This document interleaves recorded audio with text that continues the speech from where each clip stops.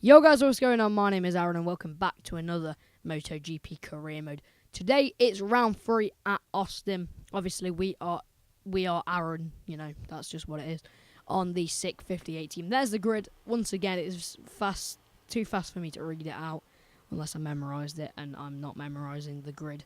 Just saying, I don't have time for that. I can't be bothered. But if you really want to know, then there it is. We're starting from the back of the grid, as you'll see in a minute, just because last time it was too easy with qualifying, but it was a good race. But maybe I'll switch it back to hard and qualify next race. I think I probably will for round 4, but I'm not sure.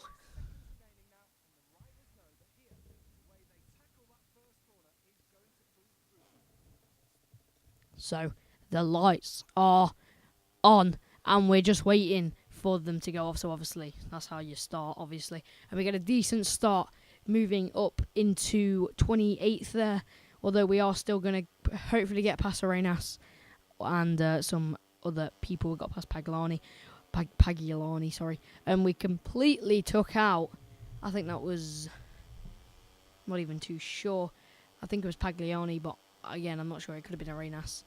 I'm not sure at all. I don't know these riders, like I said. But this section of the track I find is very fast, and as you can see, I've just got nowhere to go. I go around the outside, completely wipe out Binder, just because it's so fast. But the braking lines say to brake really consistently around there, but I just don't think there's any need. But obviously, because the braking lines do, the AI do as well. So it's kind of sketchy through there as we move up to 13th position, right behind Livio Loy, who we just get underneath there. Now we are behind Adam Norridin in 12th position, or at least I think that's Norridin in there in 11th position. So yeah, it's a little bit sketchy around them first few turns, first few the fast part of the track that I think. But because all the AI goes slower than you really need to. And that's the case for a lot of these corners on this track. I don't really like Austin, just because I like Austin, but I don't like it because of that reason. If the AI were like the speed that you probably like, what you can do through there, it'll just make it loads better. As we just get hit by Belega there and get forced out wide. You can't really see that I got hit in the replay camera, but from my perspective, you definitely can. As we dive underneath that guy, and right behind Livio Loy, and we managed to get past him. Now tapping Belega's back wheel, trying to get past him, as we are going to have a look through this corner maybe. Yep, we're looking on the inside and we get past Norridin as well. That was not planned. That was just kind of a case of I just had the speed to get through both of them, so why not? As we're right behind Antonelli, we actually get a lot of speed as Antonelli that's not Canet, that's Bastianini. There's Antonelli, Bastianini and McPhee, and we all get a little bit tangled up with each other there as McPhee goes to the back, but we just dive bomb all 3 of them. Are we going to make it stick? We make it stick on 2 of them. We've got Antonelli in front of us, although John McPhee is in our slipstream. We just for some reason don't bother with slipstream and just go out onto the red stuff until John McPhee gets past us. Now here I actually broke very early into this corner. Belega hit us in the back, doing a little wheelie over the bumps to try and come off the bumps pretty smooth as we go through this part of the track that I really like. So look, it says to brake there. If you look at my bottom left, I will sometimes just take the throttle away. But I sometimes have to do that because of riders in front, like Norridin there. Unfortunately, I did hit him and he did almost lose the rear. I don't think he did actually crash in the end, but there was nothing I can do. And that was a beautiful move from me and McPhee and Bastianini. He knocked Antonelli off, so I'm sorry about that. But I don't know what I was doing. It's a bit stupid. I just didn't really know where to go, so unfortunately I went into Bastianini's rear end. That sounds... Yeah, anyway. So we are coming into this left-hander. There's Minio in front of us. I think that's Minio anyway. And DG Antonio as well in front of him. We've got Bastianini right behind us, followed by John McPhee. And I'm not even too sure. It's Belega there as we try and close in on Minio. But it looks like them 3 have just power blasted past us, I guess you could say. As Bastianini goes underneath John McPhee there by the looks of it. And, we're just going to try and get past them all. We have a look there, but have to sit up because we just weren't close enough at all, and we would have just ended up like tapping the rear end and probably knocking them off or myself off. As we dive underneath Bastianini and John McPhee there in that corner. That was pretty lit, really, to be fair. We've got Belega in front of us as we're going to try and just squeeze it underneath there. That worked out so well for me. That was like, no one got hit, no one got knocked off. It was a pretty clean move, to be fair. As now we're going to try and close into DG Antonio and Minio, who is 7th and 6th position. As we run it a little bit deep into this first corner, is obviously we're not close enough to get into Minio's slipstream, but we got Belega right behind us, who is just going to power blast past us. We're going to try and get into Belega's slipstream for the last part of this straight, and we're going to try and just dive up underneath him, and it does work. Are we going to make it stick though? Yes, no, yes we are, because the AI brake at that point for some reason. Now hopefully I'm thinking I can catch up to DG Antonio through this fast part of the track, and you see it already works. We're really close to him. We can't go through the apex, so we just go around the outside of him and get the inside line for this long right-hander. And now we are pretty much on the back of Philip Hurtel, and we actually just squeeze it past him there. So that was a pretty decent move, and we're now on the back of, is that Canet and Fanati? I believe it is. So we're going to try and close in on them, but we've got Philip Hurtel behind us. And if you remember round 2 in Argentina, we had a big battle with Philip Hurtel as we run it wide, and Philip's going to just squeeze in underneath us. Well, not even squeeze, we just let the door open for him there, and he just happily accepted it and took the place in front of us. So now, is it going to be another battle with Philip Hurtel like it was in Argentina? I don't know, we'll have to see. But I mean, that was a pretty fun battle, really. That I enjoyed that, to be fair. We got DG Antonio and Minio, who actually just squeezed past us, as we're going to squeeze back under DG Antonio and hopefully get Minio now, but we're just not close. Yes, we are. We just squeezed past Minio. I'm going to apologise if my voice sounds a bit weird. My throat is dying slowly, just to let you know. So if my voice seems a bit weird, that's why. And we get a decent drive out of there, actually. Now closing in on Hurtel once again. We're going to try and get underneath him, but he just broke so much more than's necessary to break there. So we stuffed underneath him there. We thought, no, get in the bin. I'm not staying behind you through that section. As we kind of corner cut a bit there, take a bit of a banter line, but you know what? That is okay. As we come into this left final corner.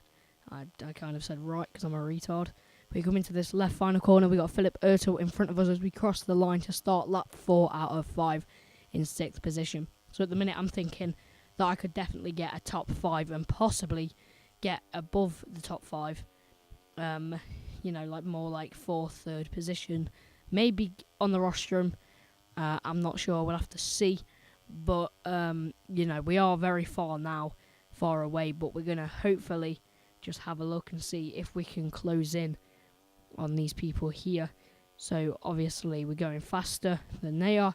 We closed in a lot, but not close enough to do anything, especially through this corner. That's where I make a lot of time up as well. Through here I make up a bit of time. Obviously I'm now pretty much on the back of Fanati. I actually go around the outside of Fanati, try and get a Canet here, but it doesn't really work. We just make contact with Fanati, getting very, very close, and it's getting a bit heated between me and him, or it was there, nobody wanted to give up the position. So, there. I completely run it very deep, hit Canet, so I'm sorry, Aaron, for that. But we do a little wheelie over the bumps, what doesn't go well, because that seemed to work in my head, thinking that it'll be less bumpy if I do a wheelie. But I don't know why I thought that. I don't think that's exactly right. But you know what, it's fine. We got Philip Hurtel and is that Minio? Yeah, Minio trying to get past us. They have done. But can we get them back? Can we do a little switchy? And we can on Minio by the looks of it. And we can on Hurtel as well. We just go around the outside of him as we were side by side there. And we come in for this right-hander, then the left. It's a very sharp left-hander here. What we usually you know, well, sometimes run wide on these sharper corners. But fortunately, we never. Sorry, my monitor just went a little bit black there. I didn't really know what was going on. But it's okay, it just like timed out or whatever. So here we see. I don't even know what's going on anymore. I just thought that we had a power cut because that happened later on, or earlier on, sorry, this morning. I'm guessing we're behind Canet. That's what it looks like as he stuffs it, or tries to stuff it underneath Fenati, and he does it. He actually succeeds with that as we cross the line for the final lap of the Austin Grand Prix. So this is where we're kind of like, there's no one really close in front of us, there's no one really close behind us. Let's extend that gap between Filippo, and let's decrease that gap between me and Fenati. But we, you know, as soon as I was thinking that, I made a mistake through that first corner. We've now got Ertil a little bit closer to us. He's still not too close, and hopefully we can pull away from him a little bit through this corner. But as you can see, we kind of messed it up, run a little bit wide. You're going to have to go a little bit slower through this left-hander. Still faster than most people. It goes a little bit black here, or a little bit darker. Not too sure what's going on, but it should be sorted for the next replay. I think it's just when my Xbox time's out and I'm just not paying attention. So I have to quickly, you know, like knock one of the analog sticks or something to make it work. But hopefully it'll be fixed for the next replay. I mean, you can still see what's going on, so there you go. Bastianini has crashed out of, I'm not even too sure, 15th position, actually. It did say that. So that's unfortunate for Bastianini. He actually was in the points. Although he wasn't having the greatest of races by the looks of it. 15th position. I know Bastianini can definitely get a bit higher. Unless he's one of the ones that are knocked off. But I don't think it was. That's really bad me saying that. But I don't think it was. As we come into this sharp left-hander. The replay camera's fixed, so that's great. Ertil actually has a look down the inside of us as he doesn't make it. Because, you know, we were like, no, that's not going to happen, get it in the bin. And we managed to, you know, fend him off for a little bit. As we actually make a little bit of time on him. And now this is where I really think if I push hard enough, we might be able to get into the top 5. Possibly. But it's very, very unlikely. So as it comes into this long right-hander that you just don't need to brake for, but it says you do. It's just a bit banter, really. We come in and we're here. I actually thought I'm not close enough. I'll settle for a 5th position through this right-hander as the left. I keep saying it's a right for this final corner. And actually, I probably could have stuffed it underneath Canet there, but we crossed the line in a respectable 5th position. That is very good. Actually, it shouldn't be the case for a 658 bike, so we're going to put it on the hard difficulty. The race results were Jorge Martin at the front. I thought it would have been Johan Mir, but he finished in 2nd position. 3rd was Romano Fenati, so there's your podium.